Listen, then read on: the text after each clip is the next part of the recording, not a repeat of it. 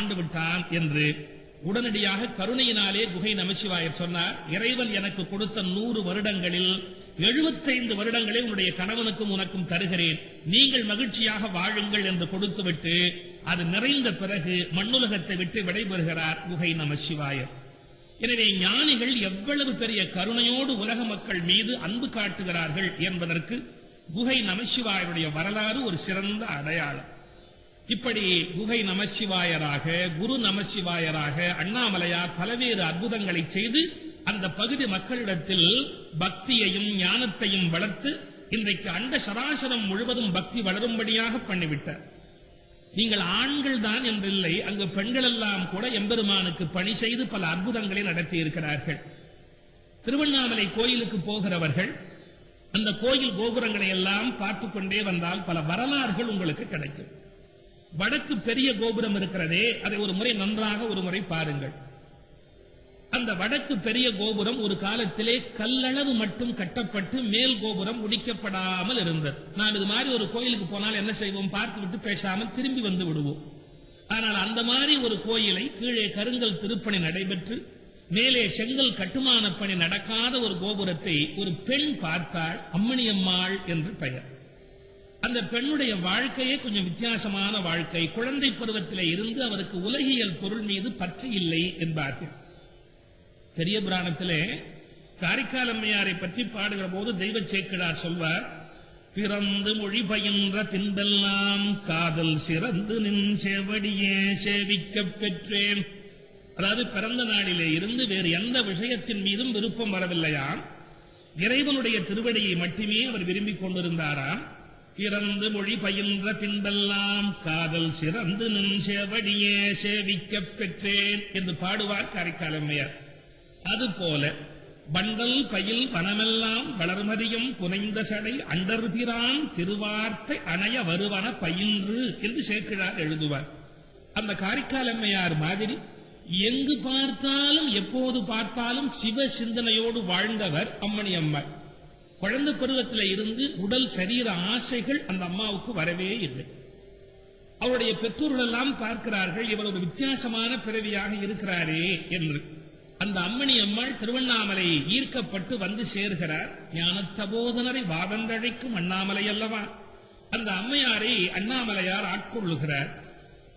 கோயிலுக்கு வந்த பிறகு இந்த கோயில் திருப்பணியை செய்வதே நம்முடைய லட்சியம் என்று முடிவு செய்து வடக்கு பெரிய கோபுரத்திலே செங்கல் திருப்பணி செய்ய வேண்டும் என்று அந்த அன்னையார் முடிவு செய்கிறார். நம்ப முடியுமா? அந்த அம்மாவிடத்திலே சொத்து இருக்கிறதா, பணம் இருக்கிறதா, என்ன இருக்கிறது? உங்களுக்கு நம்பிக்கை இருந்தால் எந்த காரியத்தையும் சாதிக்கலாம். சில பேர் நினைக்கிறார்கள் பெரிய தர்ம காரியம் பண்ண வேண்டும் என்றால் கையிலே கோடி கோடியாக காசு இருக்க வேண்டும் என்று. நான் சொல்லுகிறேன், அது அவசியம் இல்லை. போதுமா? ராமகிருஷ்ணா மடம் இன்றைக்கு பல கோடி ரூபாய்க்கு சொந்தமான நிறுவனம், உங்களுக்கு தெரியும். ஆனால் ராமகிருஷ்ணா மடத்தை சுவாமி விவேகானந்தர் ஸ்தாபிக்கிற போது என்ன சொத்து இருந்தது? ஒரு பைசா கிடையாது. கல்கத்தாவிலே பகவான் ராமகிருஷ்ணர் சித்தியாகிவிட்டார். அவருக்கு 5 அருமையான பிரம்மச்சாரி மாணவர்கள். சாரதா தேவியார் ராமகிருஷ்ணருடைய துணைவியை வேற காப்பாற்ற வேண்டும். நீங்கள் நம்பினால் நம்புங்கள், உடுத்து மாற்று துணி அந்த சன்னியாசிகளுக்கு கிடையாது. உடுத்து மாற்று துணி இல்லாமல் இருந்த சன்னியாசிகள் ராமகிருஷ்ண மடத்தை ஸ்தாபித்தார்கள். இன்றைக்கு உலகத்தில் எங்கு துணி பஞ்சம், உணவு பஞ்சம் வந்தாலும் ராமகிருஷ்ணா மடம் சோறு போடுகிறது, துணி கொடுக்கிறது. எங்கிருந்து வந்தது இந்த பணம்? அது விவேகானந்தருடைய தபோ பலம். எனவே பணம் வைத்துக் கொண்டுதான் ஒரு தர்மத்தை செய்ய வேண்டும் என்பது இல்லை. நல்ல மனம் இருந்தால் பெரிய பெரிய தர்மங்களையும் செய்யலாம் என்பதற்கு அம்மணி அம்மாள் ஒரு சரியான உதாரணம். அந்த அம்மையாருடைய வாழ்க்கையிலே ஒரு அற்புதமான நிகழ்ச்சி பாருங்கள். எல்லாருமா மனம் வந்து காசு கொடுத்து விடுவார்கள். கோயில் கட்டுகிறேன், கோபுரம் கட்டுகிறேன், காசு கொடுங்கள் என்றால் சந்தோஷமாக சிலர் கொடுப்பார்கள். சில பேர் மகா கஞ்சர்கள் கொடுப்பார்களா? எத்தனை வகையான மனிதர்கள் தெரியுமா உலகத்தில்? ஒருவர் கடவுளிடத்தில் எக்குத்தப்பாக ஒன்று வேண்டிவிட்டார். 50 ரூபாய்க்கு கற்பூரம் காட்டுகிறேன் என்று வேண்டிவிட்டார். அவர் கொஞ்சம் உடம்பு சரியில்லாமல் போச்சு. என்ன செய்வது என்று நினைத்தார். கடவுளுக்கு ஒரு 50 ரூபாய்க்கு கற்பூரம் காட்டினால் உடம்பு சரியாகும் என்ற உடனே 50 ரூபாய்க்கு கற்பூரம் காட்டுகிறேன், என்னுடைய உடம்பை சரியாக்கு என்று வேண்டிக் கொண்டார். ஆனால் உடம்பு சரியான உடனே நினைச்சார், நம்ம ரொம்ப அவசரப்பட்டு வேண்டிட்டோமோ, சரியா போச்சே, ஒரு நாள்ல சரியா போச்சே, 50 ரூபாய் அனாவசியமா யாரு கற்பூரம் காட்டுவது என்று ஒரு வினாடி கவலைப்பட்டார். அவர் என்ன செய்தார் தெரியுமா? 50 ரூபாய்க்கு கற்பூரம் வாங்கினார். கோயிலுக்கு முன்பு போய் சிவபெருமானிடத்தில் அந்த கற்பூரத்தை காட்டினார்.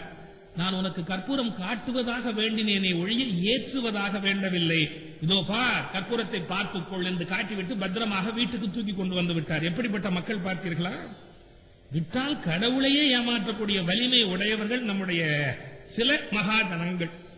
அது மாதிரி ஒருவர் அம்மணி அம்மாளை ஏமாற்றி விட்டார். எப்படி ஏமாற்றி விட்டார்? கோயில் கோபுரம் கட்டுகிறேன், நீங்கள் ஏதாவது உதவி செய்யுங்கள் என்று ஒரு செல்வரை போய் கேட்கிறார்.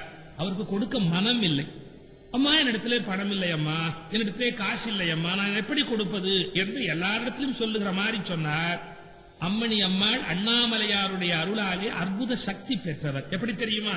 ஏனப்பா போய் சொல்லுகிறாய்? உன்னுடைய பணப்பெட்டியை திறந்து பார்த்தால் அதில் இந்நேரம் 8000 சில்லறை, இவ்வளவு ரூபாய், இவ்வளவு பைசா இருக்கிறதே என்று சொல்லுகிறார் அம்மணி அம்மாள். போதுமா? அவர் கதி என்ன ஆகும்? யாரிடத்திலே போனாலும் கொடுக்கதை வாங்கி கொண்டு வருவார் அம்மணி அம்மாள். அப்படி யாராவது கொடுக்கவில்லை என்றால் பொய் சொன்னார், இல்லை என்றால் விட்டு விடுவார். அவர் போய் கேட்கவே மாட்டார். யாராவது வைத்துக் கொண்டே கொடுக்க மனமில்லாமல் பொய் சொன்னால் துல்லியமாக அவருடைய பணப்பெட்டியிலே, பர்சிலே என்ன பணம் இருக்கிறது என்பதை அம்மணி அம்மாள் சொன்ன உடனே பயந்து கொண்டு பணத்தை கொடுத்து விடுவார். அப்படிப்பட்ட ஆற்றலோடு அந்த அன்னையார், காரைக்கால் அம்மையார் மாதிரி வாழ்ந்து 18ஆம் நூற்றாண்டிலே எத்தனையோ அற்புதங்களை எல்லாம் திருவண்ணாமலையிலே செய்து காட்டியிருக்கிறார். அது மட்டுமல்ல, எத்தனையோ மகான்களாலே பெருமை பெற்றது திருவண்ணாமலை என்று சொன்னேன். அன்னை காலத்திலே வாழ்ந்த இன்னொரு பேர் அருளாளர் மகான் சேஷாத்ரி சுவாமிகள். காமகோட்டி என்கிற ஒரு பெரியவர், அவருடைய பரம்பரையிலே தத்துப்பெண்ணாக வந்தவர் மரகதம்மாள் என்பவர். வரதராஜன் என்பவரை திருமணம் செய்து கொண்டு இந்த உலகத்துக்கு சேஷாத்ரி சுவாமிகளை அந்த தாய் வழங்கினார். அந்த தாயாருடைய புண்ணியம், கணவன் மறைந்த பிறகும் அந்த குழந்தை இடத்திலே அதிக அன்பு காட்டி ஞானம் ஊட்டி அந்த தாய் வளர்த்துக் கொண்டு வருகிறாள்.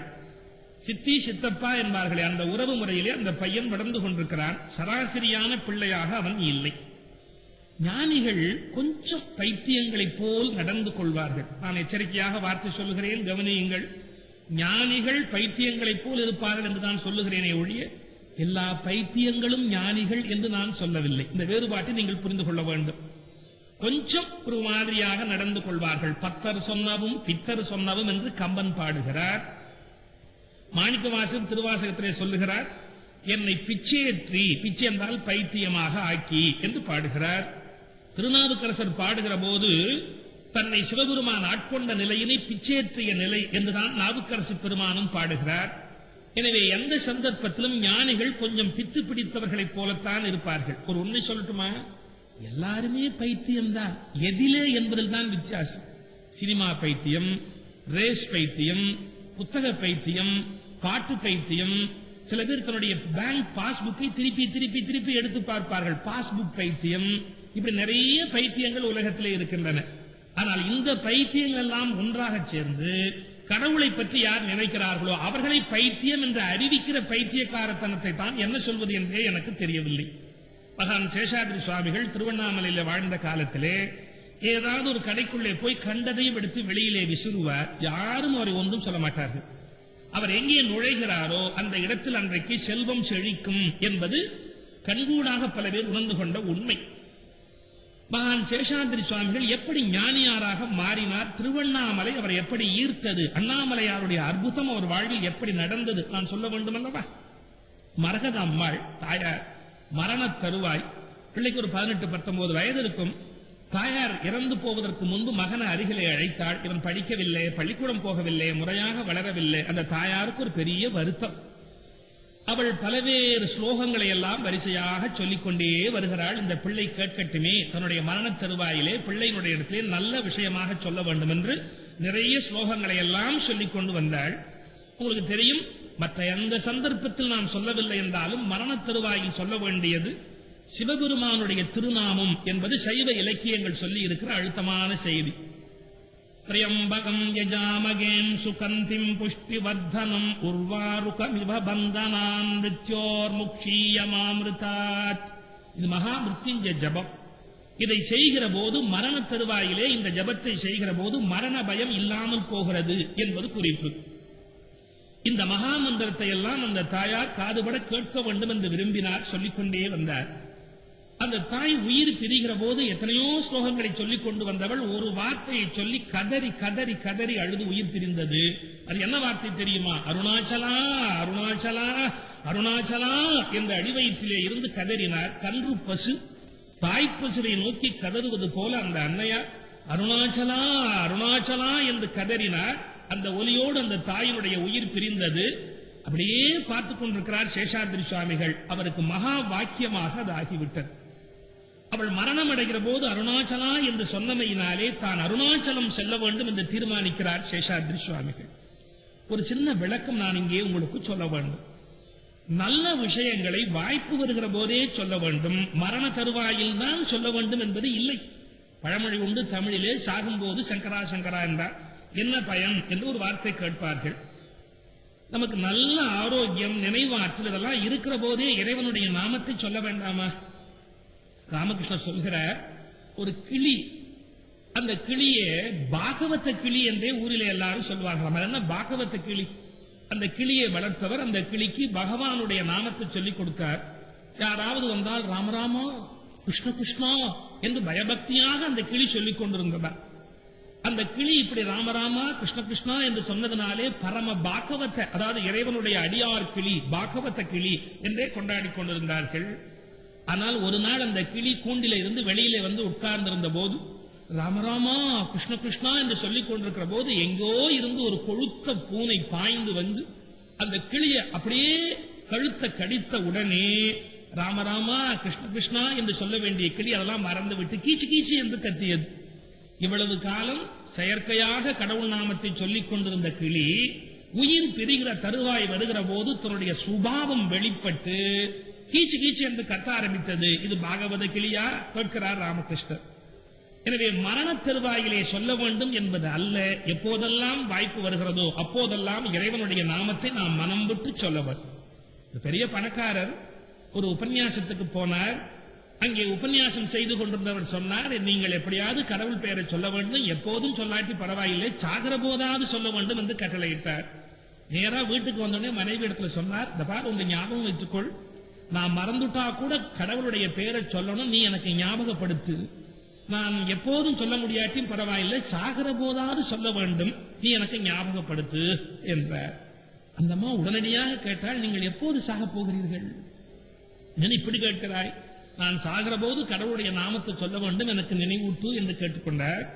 அந்த அம்மா சொன்னார், எதுக்கு